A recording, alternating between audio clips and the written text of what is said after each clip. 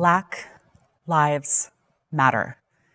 This should be a statement of irrefutable fact, but with traumatic video after video of murder and violence, more of the US and the rest of the world has seen that this is not the reality for so many Black Americans. Racism is embedded throughout this country's educational, economic, and social structures. Racism and its siblings, white complacency and unchecked privilege, often manifest in close, individual ways, from Central Park to the workplace. Unpacking racism and clearing a path forward requires structural change, individual reflection, and accountability. The workplace is a long-standing refuge for conscious and unconscious bias to retain a mostly homogeneous roster of Fortune 500 CEOs. And it is also the place that we, all of us here today, must commit to collectively transform. It is rich with opportunity to model hard conversations, accountability, and progress. And it is my honor to welcome these thought leaders to Summit. Ana Flavia Silva Bezerra of Accenture, Brazil. Sandra Evers-Manley of Northrop Grumman. Will Lewis of Bank of America, and our moderator, Alan Shaw of Recycle Track Systems, who is also an Out and Equal board member. Thank you all for being here and for your vast legacy of work you have already done. We are here today holding Summit because of the leadership you bring to diversity, equity, and inclusion in the workplace. Well, first, welcome. I'm Alan Shaw, President and Chief Technology Officer of Recycle Track Systems and member of the Out and Equal Board of Directors. James Baldwin once said, precisely at the point where you all begin to develop a conscience, you must find yourself at war with society. In today's session titled Black Lives Matter, Sustaining the Movement in the Workplace, a movement, not a moment, has become a mantra for how we collectively sustain Black Lives Matter. In the wake of uprisings around the world, many businesses attempted to support BLM and their messaging, but crucial questions remain as to how the corporate community can implement the values of the movement in deliberate and sustained ways. In today's session, we will have frank and rich discussion with Black leaders navigating both private and government sector landscapes. But first, allow me to introduce our amazing guests driving our discussion today.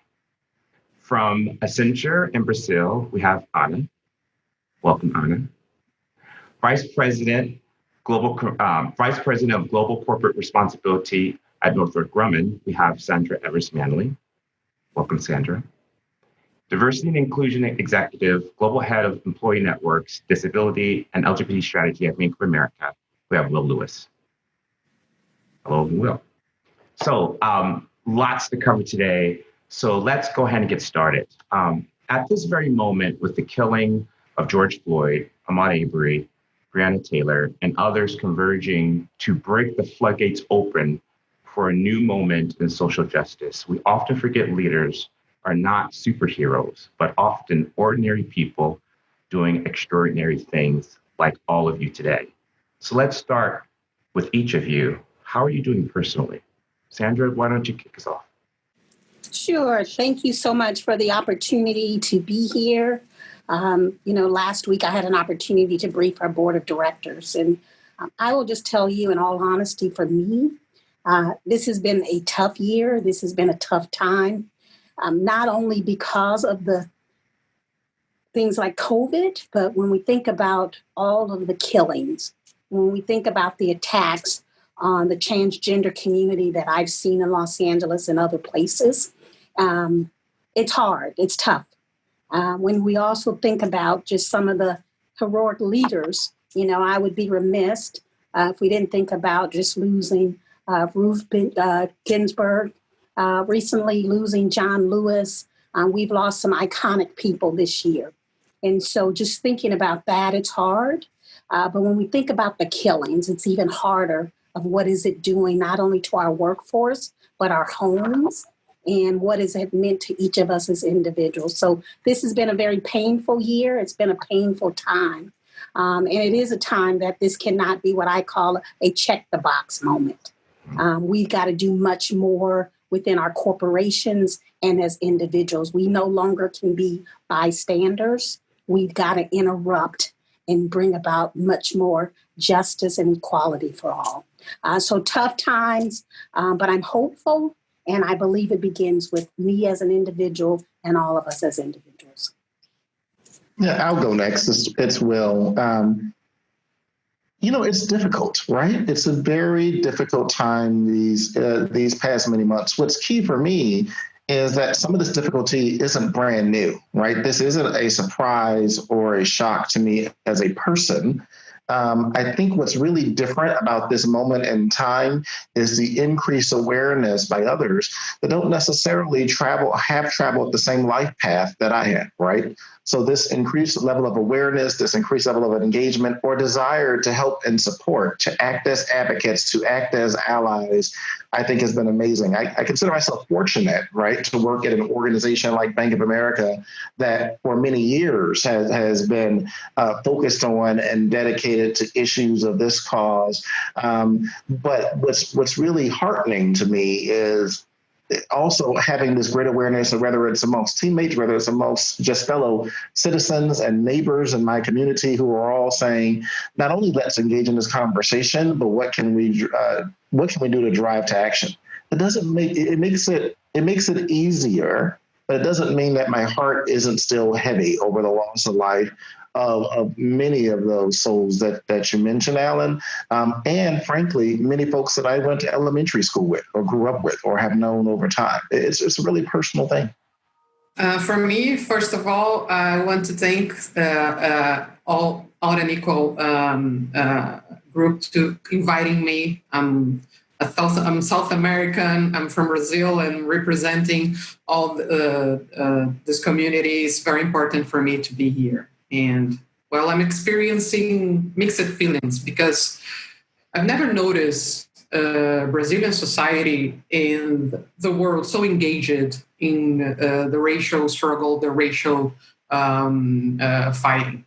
But it's sad to know that is a reflection of such a brutal situation, happening in the United States, but happening here in Brazil also.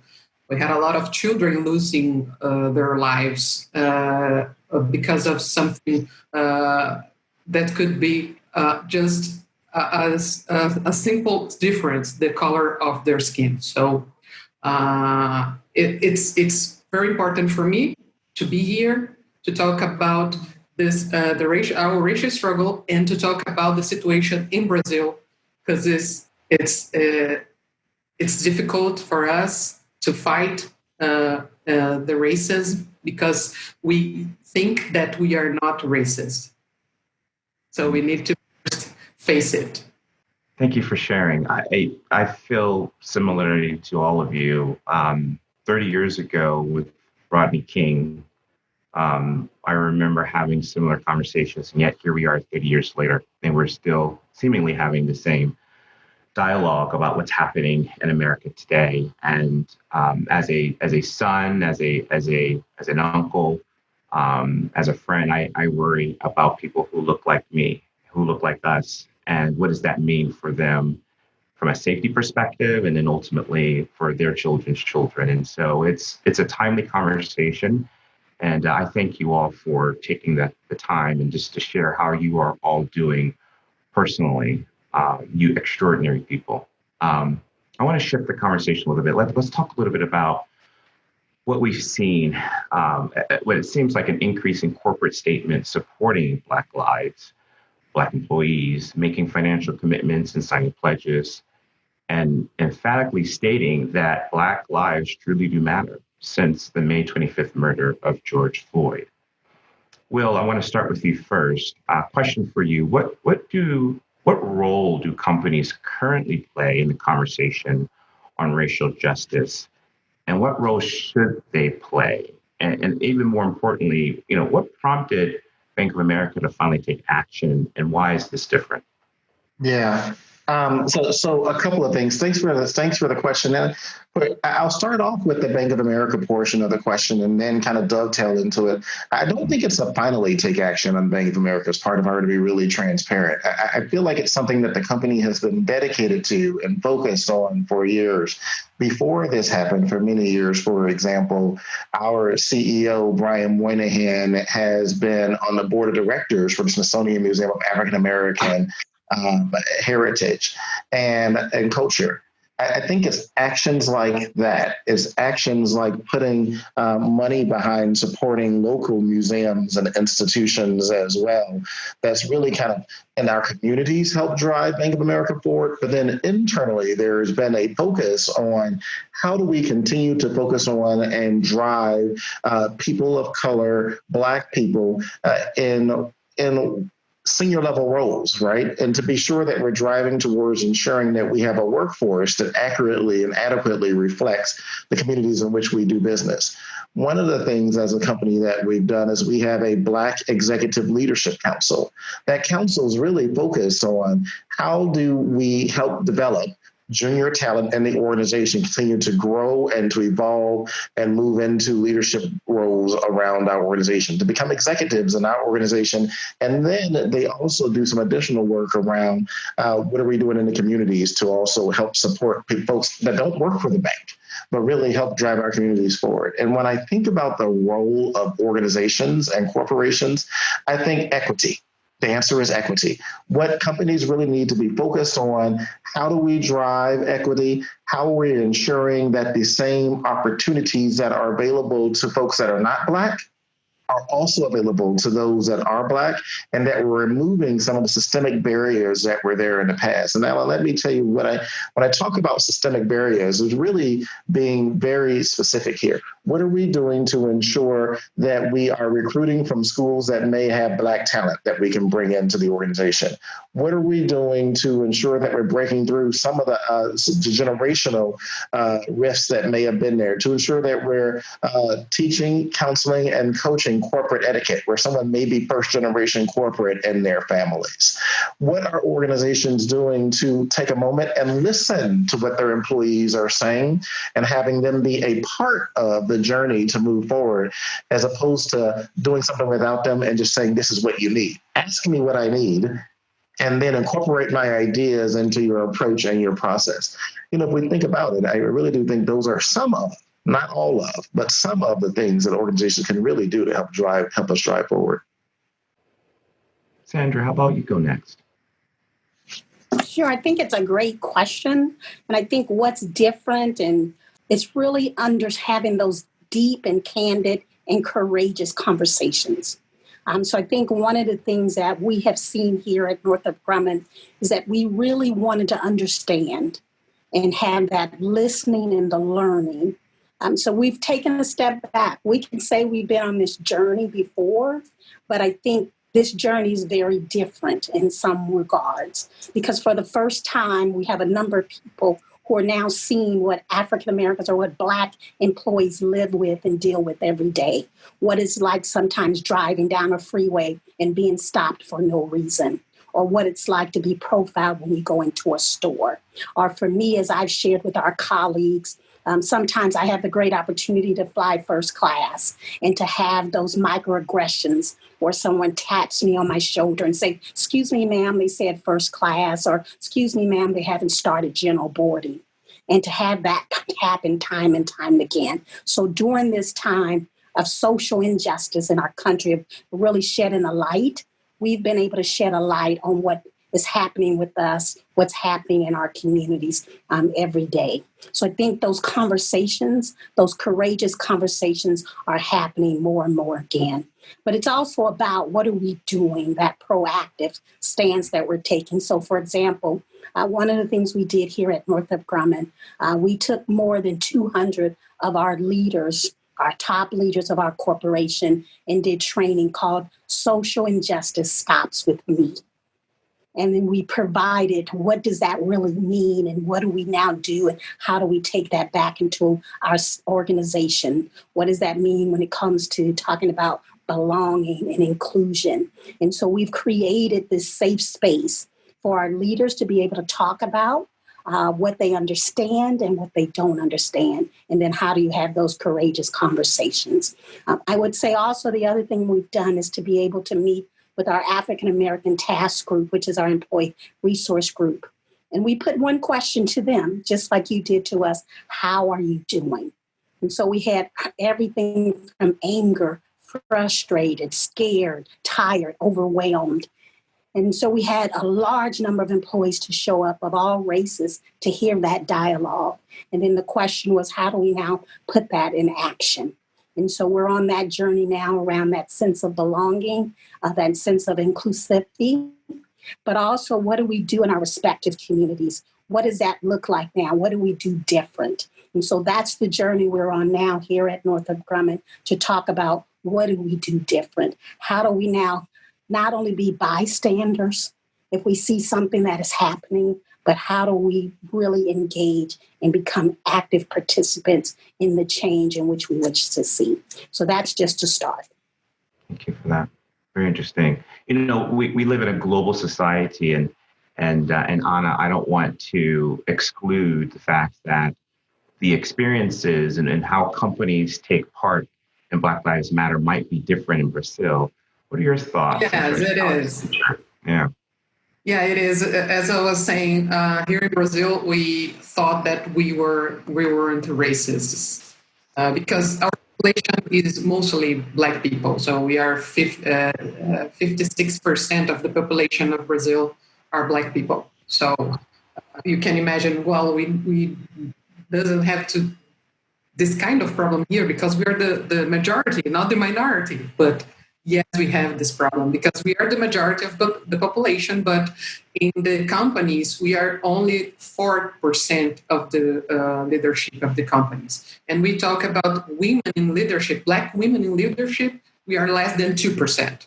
And if we talk lesbian Black women in leadership like me, I don't even have the number. So it's a huge problem here that we do not face it until the assassination of George Floyd happened in the United States, because of the companies in the we have a lot of American and global companies here in Brazil. And because of that, those companies were making statements, and the other companies were coming together and making statements and putting together some actions, affirmative actions to transform that. Right now, there's a lot of programs to insertion of young Black people in the market, and I understand they need to invest heavily in the training of and development of Black people for leadership positions that are already working in the company. So there's a lot of things that we need to do, but I think we're a little bit away from what all of you are doing in the United States. We are learning to the struggle in the companies, of course. We are learning the race struggle in Brazil. First of all, we are only doing that in the social movements, most of them led by women also. So company that has a lot of to do here in Brazil, and Accenture is investing, struggling heavily here in Brazil for against racism. We start in internship program last week only for Black people, and it was the first time that we were doing this.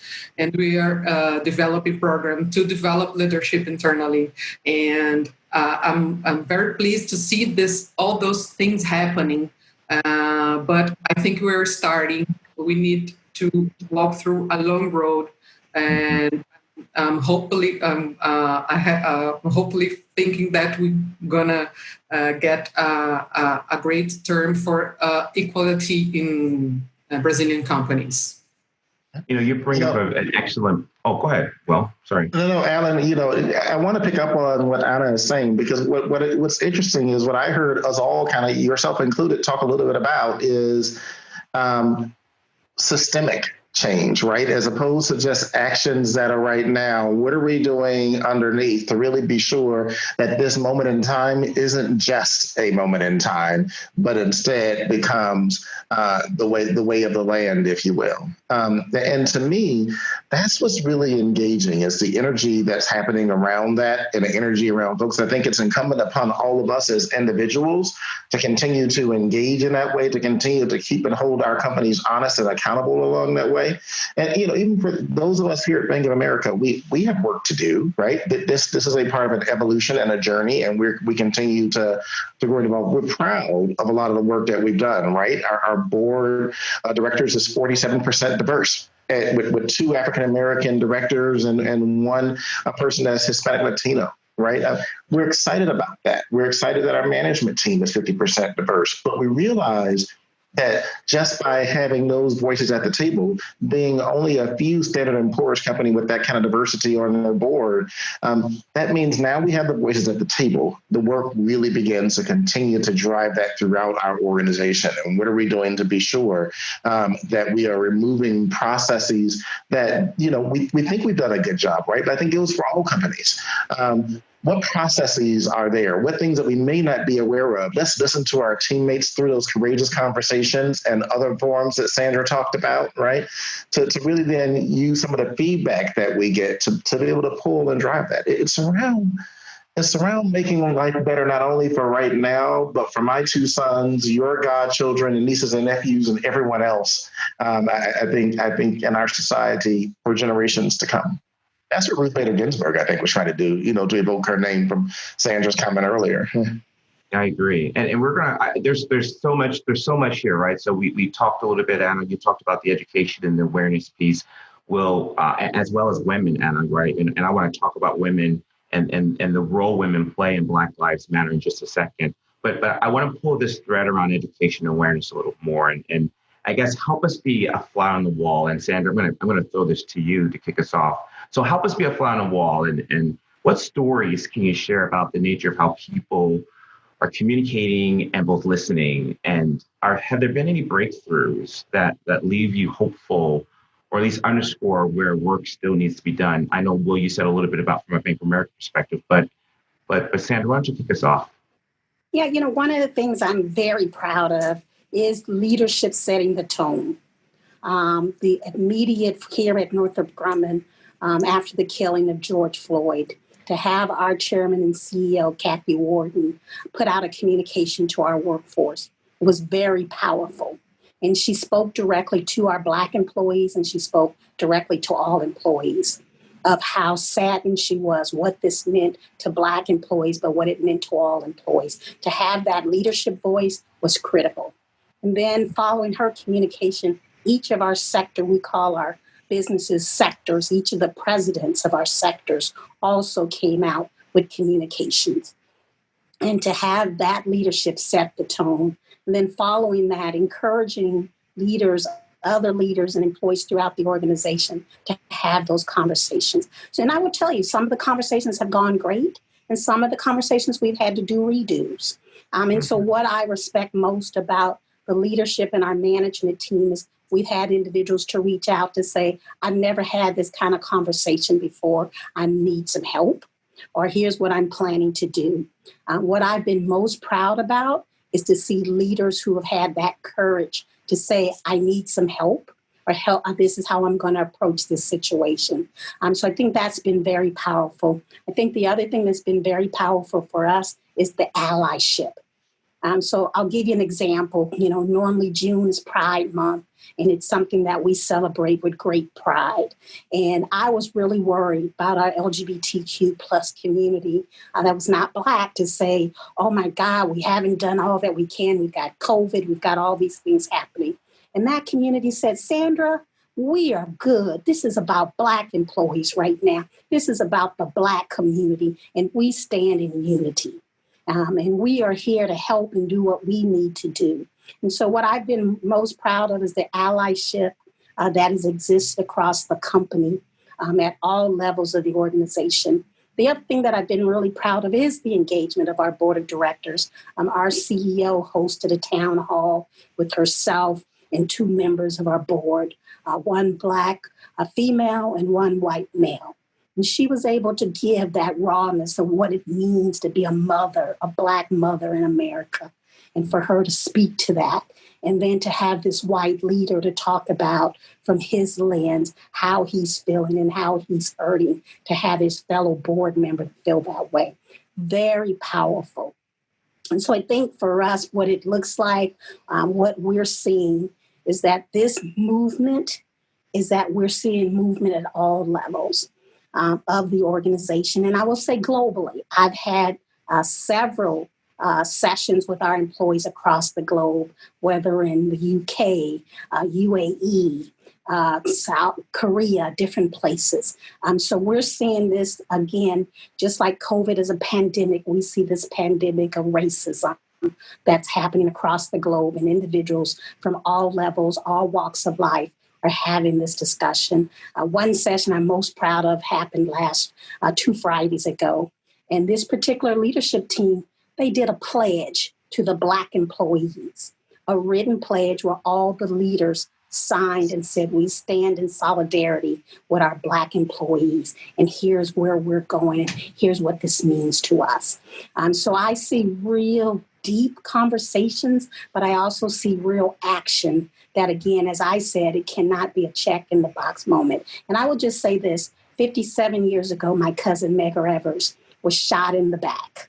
And so for me and my family, this is a continuum. The only difference today is we didn't have social media in 1963 when he was shot as he walked home and get in his parking lot. So we see this as a continuum. It just went away in the media. It went away in history. But this is something that has continued. And the question for us now, we cannot be bystanders. And I don't see that happening right now in all the actions I see within our company. Sandra brought an important thing for me, that's the board leadership commitment. I think only with that we can change our companies. In June, our CEO, Julie Sweet, announced, reinforced our commitment with equality and zero tolerance for racism, bigotry, rate of any kind. This is so important to hear from her, and a statement, and you see that she was really, really engaged with that, and there is no question about or behind that. It's the statement of Accenture, it's the statement of the company. You have to follow it, and it's important for us. You feel safety when you saw your leadership making this kind of statement, and putting new goals for managing directors and overall people, more African American in the U.S. and Latin American in the overall people in the managing directors, creating new ERGs for people of color. This is so important in all countries that Accenture has business. So when you saw that, you feel hopeful, and you believe that the change has come. So I think it's very important what Sandra brought it. I agree. It reminds me to hear both stories from both companies and literally opposite sides geographically. It's interesting that vulnerability is what I'm hearing, right, from leadership in particular, and that vulnerability is driving trust. And we all know when you have trust, you have engagement, right? You have people who start to engage and really start to work across and find what is common versus always focusing on what is different. That's amazing. That's amazing. Let's shift a little bit. I want to talk a little bit about women as relates to the Black Lives Matter movement. With the passing, and Sandra, thank you for mentioning Justice Ruth Bader Ginsburg, affectionately known to at least us in New York as the notorious RBG. She once said that women belong in all places where decisions are being made. So founded by Patrisse Cullors, Opal Tometi, and Alicia Garza, Black Lives Matter is inherently intersectional. Alicia Garza once said that in order to truly understand how devastating and widespread this type of violence is in Black America, we must view this epidemic through a lens of race, gender, sexual orientation, and gender identity. So far, the movement's attention primarily to the experiences of Black men has shaped our understanding of what constitutes police brutality, where it occurs, and how it's addressed. But Black women like Breonna Taylor, Nakia Boyd, Tanisha Anderson, Shelley Frey, Yvette Smith, and so many others have also been killed, assaulted, and victimized by the police. Yet, such cases have failed to mold our analysis of the broader picture of police violence, nor have they drawn equal public attention or outrage. So my question to you all, and I don't mind who wants to take it first, what steps can we take to ensure that conversations about race justice don't assume cis, straight, male subjects? This is Sandra. I have no problem in taking that. This is all of really at the end of the day, it's about all lives matter. It's about our sexuality. It's about our gender identity. It's about our orientation. It is about all of us having that sense of belonging, that sense of feeling included, that sense of being respected for not only what I like to say, who we are, but whose we are. And I'll let you figure that out. But it is about all of us. And we cannot allow that division to take place, especially when we talk about Black Lives Matter, because we definitely have had a number of women who have been killed and victimized by the police. And so we cannot ignore that. The same things around profiling, Black women have had that. We cannot ignore any person when we talk about diversity, when we talk about inclusion, when we talk about equity. We all matter. And I will just say, to a fault, many individuals and communities, we have allowed sometimes to just show one type of situation.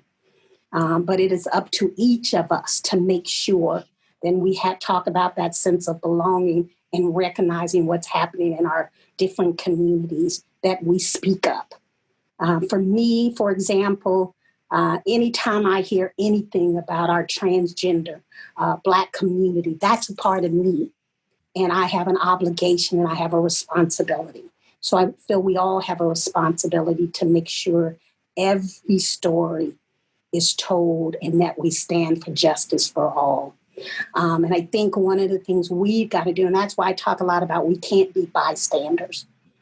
We've got to be a part of the dialogue and supporting when things are right, but also standing when things are wrong, no matter who it's happening to. And I like to say that, Black women, when we think about the role that Black women have played in this society, we have an obligation to make sure that their stories, that they're part of leadership. And that's one of the things we've got to work on, is women of color in leadership. We deserve to be at all levels of an organization. And so we've got to be that voice for all, and that includes Black women.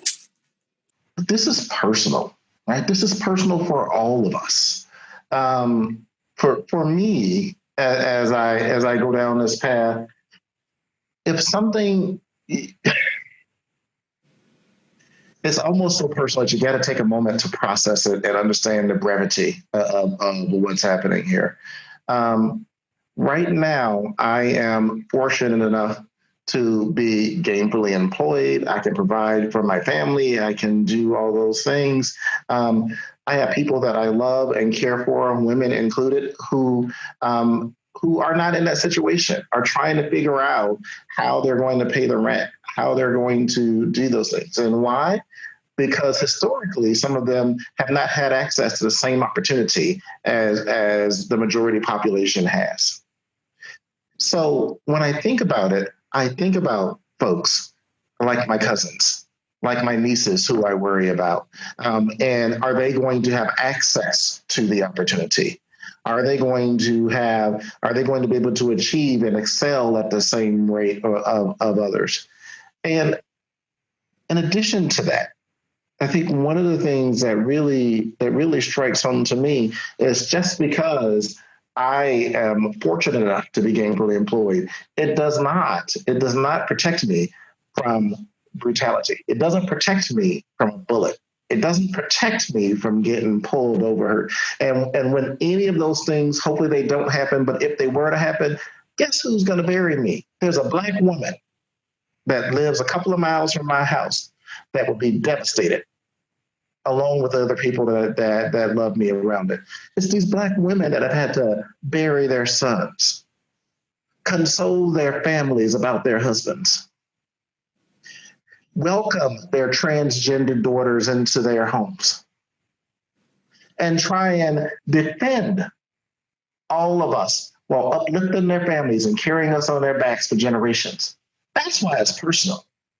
That's why it's personal for us. And that's why I think it's incumbent upon each one of us that are having this conversation, that are listening, that are able to ensure that we are clearing the path to ensure that these women, these powerful women, have an opportunity to really be able to strive, to drive, and to be a part of leadership in corporations, to be a part of leadership in small businesses, to be supported and upheld in their ability to be civic leaders, to have their voices to be heard on our Supreme Court, and to be sure that they do it at a place that's equitable to that of men. It's personal for us all. Well, it's Anna here. Black social movement here in Brazil have a very large role for Black women. Here, Marielle Franco, Black lesbian councilwoman, brutally murdered in 2018. Was doing a very significant work in peer communities in Rio de Janeiro, denouncing domestic violence. And fortunately, she paid for this engagement with life. And most of our racism awareness came from Black feminism in Brazil. So the women here are strong, more strong than than the biggest rock that you can imagine, because they need to. Women here, most of them provide the whole family. So the struggle on racism is carried out for women also. And I think it's good when we saw women like the Black Lives Matter carrying this movement, and this represent our strength. And like Will said, it's personal. When I saw that, it became personal. Yeah, I felt like we could not only given what happened over the weekend with us losing Ruth Bader Ginsburg, but with three amazing women, Black women behind Black Lives Matter, we couldn't not go there and have that conversation. So thank you for that. Yeah, and if I could just say one other thing to that point, we've got to have their back, and we've got to have their voice when they're not in the room. You know, a lot of people would like to try to discount Black Lives Matter and discount them because they're women. We've got to be there and be their voice. And that's one of the things that I say to Black women all the time. My success depends on your success. This movement that they've started depends on how we all move. And when when the cameras are not on, what are we doing in their name to ensure that we lift up their name? Just like we lift up Rosa Parks, we lift up Fannie Lou Hamer. We've got to be lifting those sisters up at all times because they were courageous and they understood the toll that this was having on Black people around the world, and especially in the U.S. Absolutely. So let's, I love that. So let's continue this kind of thought process. And Will, I might kick it off with you if you don't mind. Of course, you can pun if you like, but my question for you and for the rest of the panel is what does organizational advocacy really look like for Black people, and how can we support our Black colleagues both at an individual level as well as throughout the organization? Yeah, that's a really great question. It's funny as you're asking it. I'm still stuck in that last question because I'm thinking about the women in my life who have poured all part of them into making me who I am, and giving me that foundation. It's a really emotional. The discussion is a really emotional discussion, and I think when we think about our organizations, it's something similar. So what does advocacy look like for Black people as individuals and across the organization? I think it's a journey, right? So most organizations, a lot of organizations go into it and say we need to increase our representation, right? So that's what we want to do. We want to increase our representation. So they have an end in mind, but it's not just about bringing individuals into the organization. There's time that as a company, you need to step back and take a look and say, how do we create an environment where Black people feel like they belong in our organization? They have opportunity to evolve and grow their careers in our organization. And what's that entire talent life cycle like? So if I were a consultant and I were spending time talking to an organization around what do you want to do, I think the first thing I would say is, are your people ready to receive, right? Let's have conversations around inclusion with individuals of all races and backgrounds. Let's talk about what that means, and let's be sure that we create an environment that's receptive to it. It's kind of like when you're going out to garden in the springtime. You go out and you till the soil, and you put some fertilizer in the soil, and you make sure that soil is ready for the seeds that you're about to plant into it, because it's going to give you these big, beautiful flowers or vegetables or fruit at the end of the season. When I think about the journey here, we want to think about our journey similarly as an organization. So when talking to, having conversations with, engaging folks of all walks of life, because we all have a role. This isn't just Black people talking to Black people, right? This is all of us talking to each other and saying that we're committed to, we want to grow equity. And then as you're bringing individuals into your organization, committing to fostering and mentoring them, helping them grow along the way. Me as a professional, it's not just Black people that talk to me. It's people of all races and genders that help me drive along there. And then the other thing, Alan, that I would say as we're thinking about this is, let's not forget that Black people are not a monolith. We're not all alike. We're not a cookie cutter, right? We come from many different walks of life, and we have many different intersections of our own. Treat us as such, and when we're engaging in conversations, remember, what works for one does not necessarily work for all. And so be sure and know that it's not just a one-stop shop, a one-time conversation. We're going to talk now. We're going to talk again next time, and again the time after that. And we're going to continue to evolve as an organization as we pour into your success, as you as an individual are also contributing to the organization, right? Because we have to do our own part. We have to come in the house and deliver every day for what it is that we're compelled or committed to doing for the organization. And when you start having those kind of real engagements, those kind of real conversations, and then start infusing work like this into your talent processes, when the business leaders, the folks that are leading the line, are actually engaged in the conversation, is not just an HR effort. That's when you start seeing sustainable progress in the organization. That's when you can start looking back and measuring. This is not an HR thing. This is us as an organization, as a company. This is what we're doing, and it's critical to our path and our journey as an organization. And I'll just build on that. At the end of the day, for me, it's about culture. It's about who we are. The moment a person walks into your company, it's about that culture. Do I feel like I belong? Do I feel like I'm included? But it's also about our foundation, both inside the company and outside. How are we engaging in those communities that we sometimes just drive through that might be predominantly Black or Latino or Asian? It's really about our culture and what we're going to stand for and how people feel. So I could hire a lot of Black people right now, but the question is, how are they feeling? Do they feel included? Do they feel valued and respected? Do they see themselves that they are represented throughout the organization? So it's really about culture at the end of the day and that foundation. How are we involved and engaged outside the company? Are we addressing the needs of the community?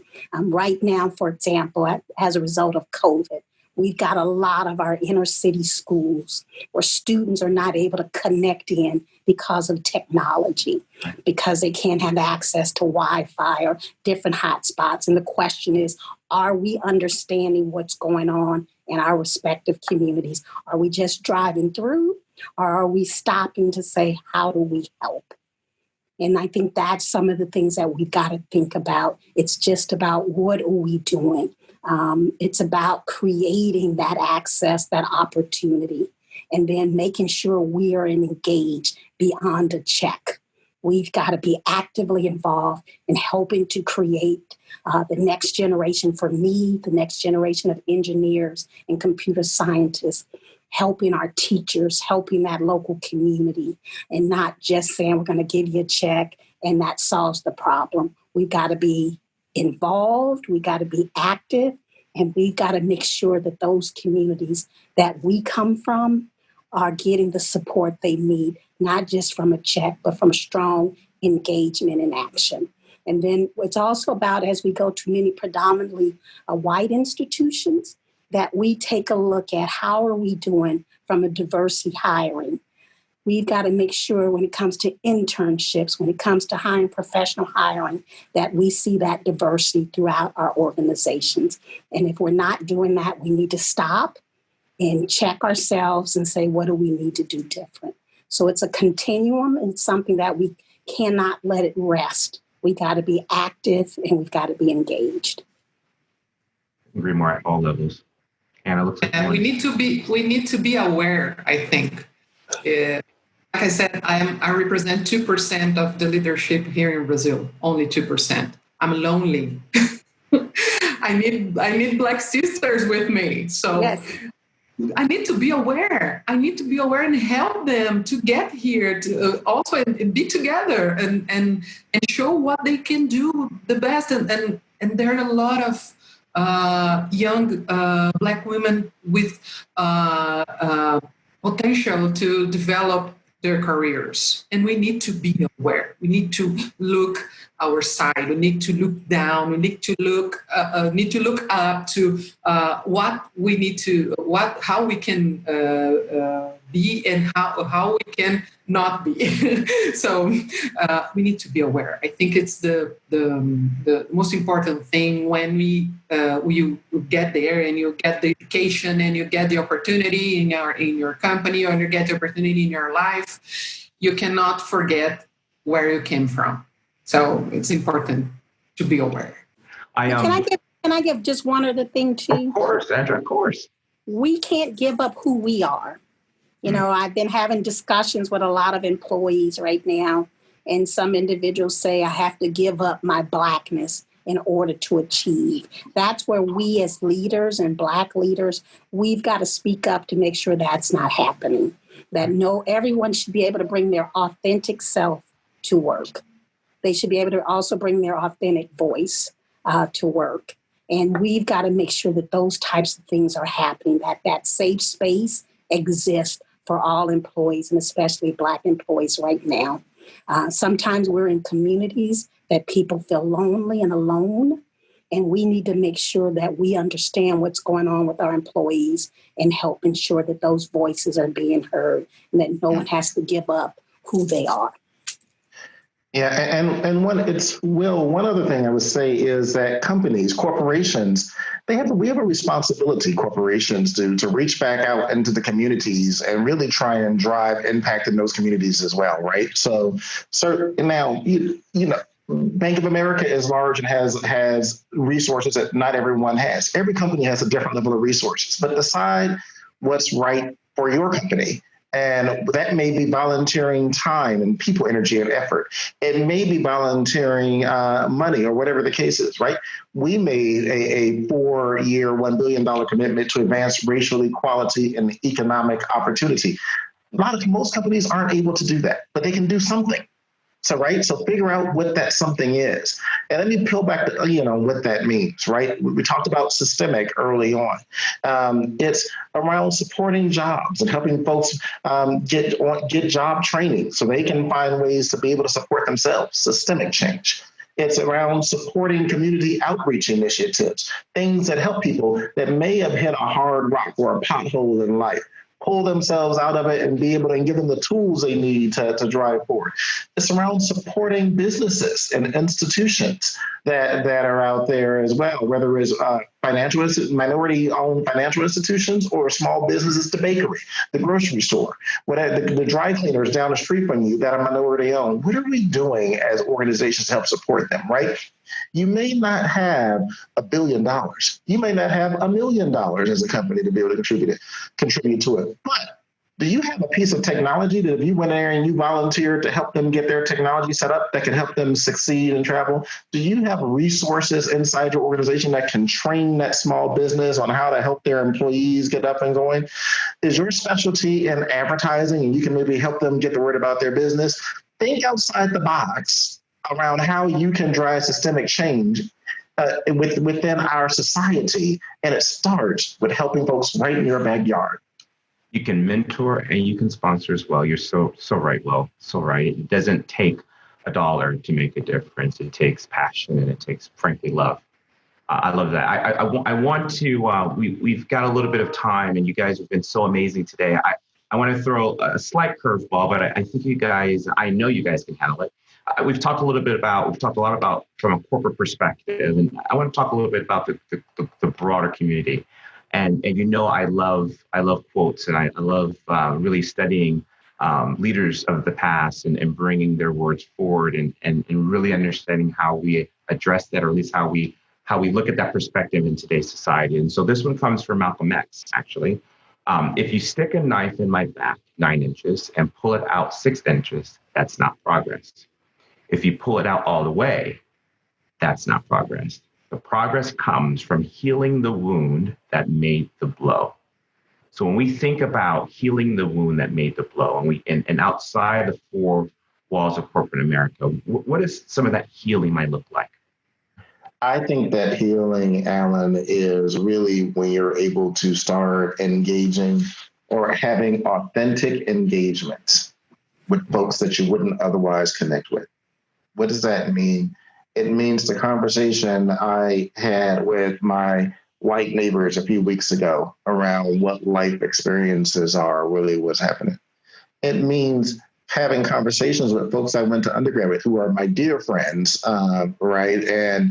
But of a different race. And when George Floyd was murdered, went a week without having contact because they didn't know how to interact. They didn't know what to say, and they were fearful of it. So it's around folks that aren't Black being able to have that conversation, and it's around folks that are Black. For those people that you love, like my friends that are in my life, and saying, okay, well, let's talk about that, and let's clear the path. Let's clear the path for that, right? And so it's getting to a point where we assume positive intent from everyone. And if you start with assuming positive intent, you get to a place where you can actually have a dialogue as opposed to division. And it doesn't mean that everyone's going to walk out the door and agree and that we're going to walk off into, wonderful, wonderful land. But what it does mean is that we're beginning to have authentic engagements as opposed to only talking at the kitchen table with only our family about what we really think. And through that exposure, hopefully there comes growth and evolution as a part of it. And it's important to know, people of all walks of life, is that it's a lifelong journey, right? I personally don't think that this is going to, stop because we had this great conversation here. And so after everyone watches it and listens to it next week, things will be better. I don't think that's the case, right? But I think it's ongoing, and it's generations after ours. My sons, you all's loved ones, will have to continue to engage and carry this message forward. It's my fervent desire that it gets better.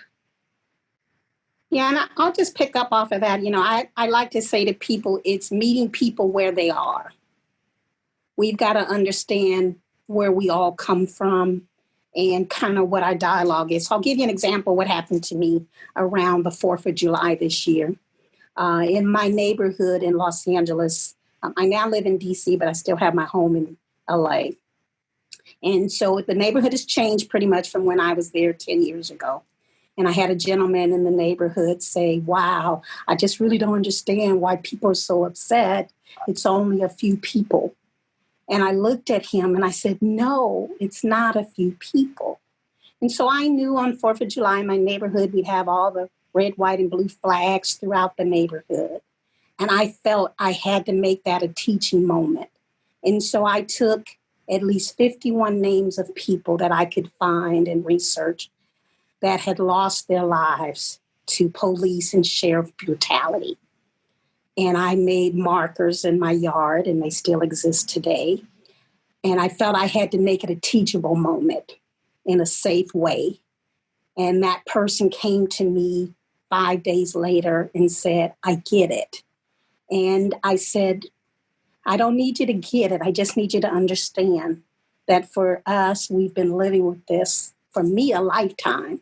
At 4 years old, I had to begin to learn what it was like to lose a cousin shot in the back for promoting voting rights for all people.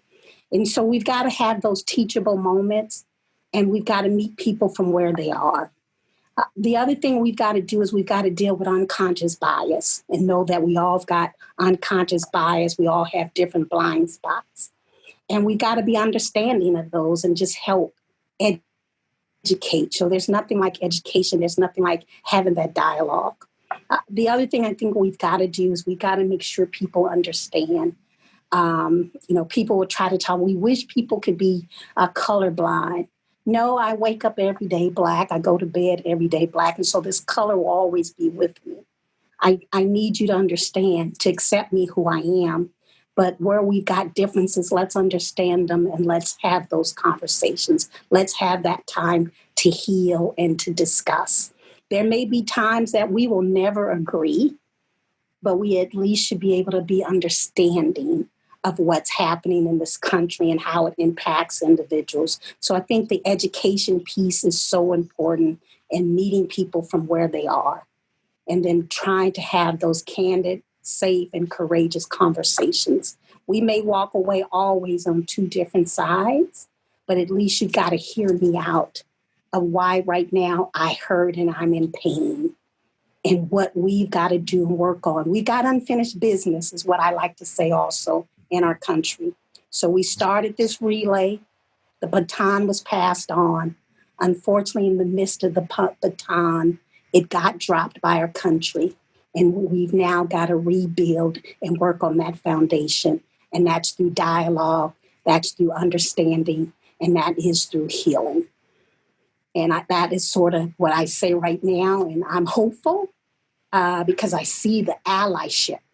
I'm hopeful because I see how social media has made the world stand up and see that in this country and around the world, by having a skin that is Black like ours, that there's still a lot of unfinished business. And together with all people, we can help bring about change. For me, healing is just to be here, like a Black, lesbian, Latin American woman, speaking about all those wonderful things and wonderful experience that we are sharing, important experience that we are sharing. And talking about the experience that our companies are making the changes and looking forward a new era. I like to use this term. I think we are changing the world.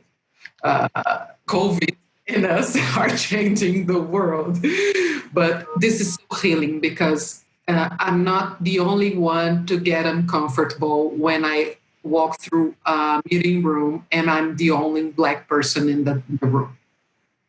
And this is healing when I saw my boss and I saw my leader uncomfortable too. This is healing because the uncomfortable brings the change. And I think we are carry on this flag and we're going to change everything. And like Sandra, I'm so hopeful that this is going to happen. Yeah, I love it. I love it. Amazing. Well, we're going to we're going to go to the last question. I know time is flies by. We're having such a good time, but this has really been healing for me, frankly. And I thank you all again for taking the time today. Final question before we go to wrap up. What is the one thing you encourage people listening and watching today to start doing differently immediately after participating in this dialogue in this panel? So what's that one thing you encourage people listening or watching to do differently immediately after watching this panel? And let's start with Will. Gosh, no one's ever asked me that question, Alan. I miss you too, Will. Will used to do this to me, everyone. When I would be on the other side, he would pose that question. I'm like, I don't know, Will, let me think. So I would. You're right. Turnabout's fair play. Absolutely. Absolutely. I think I would assume that folks are coming from a good place. We are human. Folks are going to make mistakes. Someone's going to say the wrong thing. And while there are some bad actors out there, I like to believe that's not the majority of people, the majority of humans. And so if someone says something that's off kilter, start with help me understand why you said that. And let me tell you how the way you said that affected me. And I'll give you an example. One of my teammates, it's not my story. It's one of my teammates. She shared a story with me recently. And she was in a grocery store, and another one of the customers in the grocery store asked her, oh, excuse me, ma'am, can you tell me where I can find the so-and-so? And she said, well, I don't know. I don't know where to find that. She goes, well, don't you work here? The other lady. She goes, no. She goes, did you somebody work here because my skin was brown? And that lady said, well, no, that's not it. But here's where the story happened. And the next aisle over, there was a man who made his way around the corner and came into her aisle and said, I overheard that conversation, over the aisle. And I've been guilty of doing that many times because someone's brown in this community and in the store. I assume they work here, and I just learned from you. Thank you for posing that question. So have the conversation and do it without hostility, because every moment can be a teachable moment.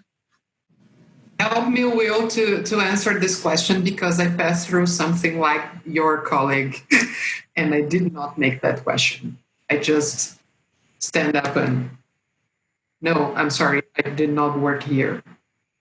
But why the lady asked me something on that store? Just because of my color. So this is the teaching that I'm bringing with me in this conversation. Thank you. Absolutely. So I think for me, it starts with, I was raised in a home where my mom raised her 6 kids and 10 foster children. And she used to tell us all when a new child entered the house, everybody deserves to be loved. And so I do think from an individual standpoint, coming from a loving space, we all know what that feels like. But also thinking about how everybody contributes and are valuable, of a value. So I think it's about really creating that sense of belonging, creating that sense of inclusion. And sometimes it just starts with hello. How are you doing? So I just think about how our interactions, just some of those simple things of creating an environment of inclusion where you walk in an elevator, people sometimes tease me here they tease my staff because they'll say, I think I met your boss today. And they'll say, why is that? They say, because she spoke to everybody on the elevator. Then they would say, yep, that's our boss. So it's really creating those real small, simple things we can do to say hello. How are you doing? My sister who passed away, she just would tell us smile at other people, those little things we can do. So thinking about the value, how you want to be treated. Think about creating that sense of belonging, making sure everyone in your organization feel like they belong or that they're on your team. So building that, recognizing the accomplishments and contributions of others. And when you see individuals, you're in a meeting that someone may have not spoken up, give them that opportunity, call on them and say, Alan, what do you think? Would love to get your opinion. So I think it's really creating that environment of inclusion, that environment of belonging. But for me, it goes back to creating that environment of loving and lifting others up.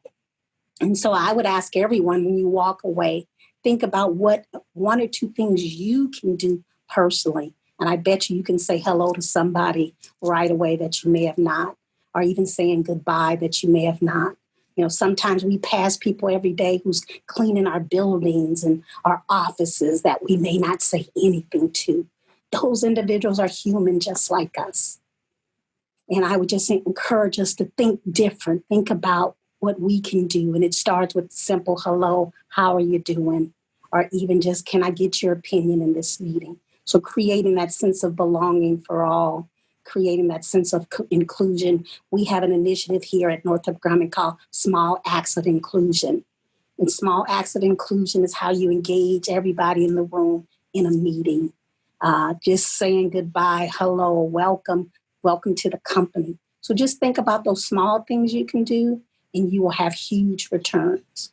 And then I would just say, when it comes to Black Lives Matter, the one thing that I ask each of you to do is think about a community of people that for many years have not shared how it felt like in this country to come to work, being stopped time and time again. But they show up at work giving 100%. Mm-hmm. Because of social media, because of the media period, you now see what some of us have gone through every day of our lives. And I can tell you, every day in some of our communities. And it's our time to understand that and say, let us be a part of the solution. We stand with you. Because if everybody feels included, if everybody feels safe, and if everybody feels equal, then the whole team wins. So I just think about meeting people where they are, creating that sense of belonging, and just know together we are better when we are one and understand each other. Thank you. We're all here together. I so agree with that. I'm going to answer the question with a quote. I love everything you guys said, but I guess for me, one thing is, again, this is from Justice Ruth Bader Ginsburg: fight for the things that you care about, but do it in a way that will lead others to join you. Right? Do it in a way that will lead others to join you. I think that's so important. We're out of time. And that was an amazing journey. Thank you all, Anna, Sandra, and Will. Thank you for your candor, your passion, your vulnerability, right? Because that builds trust, and trust builds engagement, and of course, your leadership. Again, ordinary people doing extraordinary things. The world is better because of all of you. Thank you again. Thank you again. Thank you. Thank you. We appreciate it. Thank you.